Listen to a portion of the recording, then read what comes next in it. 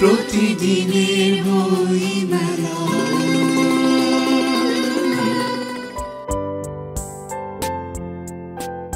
মেলায় দেখা হয়ে গেল লেখক খায়রুন্নেসা রিমির সাথে।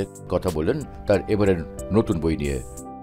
এবছর বইমেলায় আমার মোট 5টি বই আসার কথা আছে। অলরেডি 2টা আপনারা দেখতে পাচ্ছেন এসে গিয়েছে, আরও 3টা বই আসবে। আর আমার প্রকাশিত গ্রন্থের সংখ্যা হচ্ছে 32টি। এখানে আপনারা দেখতে পাচ্ছেন নীলাম্বরের নীল কষ্ট, এটা হচ্ছে একটা বিয়োগান্তক উপন্যাস। আর এটা হচ্ছে শখের পুরুষ রোমান্টিক গল্পগ্রন্থ। 11টি গল্প আছে এই বইটির মধ্যে।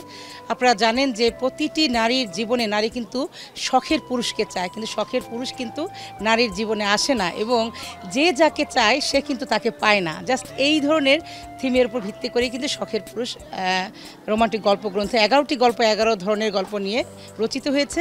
আর নীলাম্বর, আসলে এখানে নীলাম্বর হচ্ছে এমন একটা ক্যারেক্টার যার হচ্ছে নীল রঙের প্রতি তার অনেক দুর্বলতা। সে নীল রঙের পোশাক পরে, ইভেন তার বেড কভার, তার মানে ওয়ালমেট, তার ঘরের দেয়াল, এভরিথিং, তার পোশাক সব কিছু নীল, এবং যার কারণে নীলাম্বর। এবং এই নীলাম্বর হচ্ছে নীলার কাজিনের বাসায় ডান্স করতে গিয়ে তার সাথে পরিচয়, এবং এর মধ্য থেকে তাদের মধ্যে একটা ভালো একটা রিলেশন তৈরি হয়। বাকিটুকু পাঠক পড়ে জানবেন। আর এই বই দুটি পাওয়া যাবে শাহজি প্রকাশনী 64 এবং 65 নং স্টলে।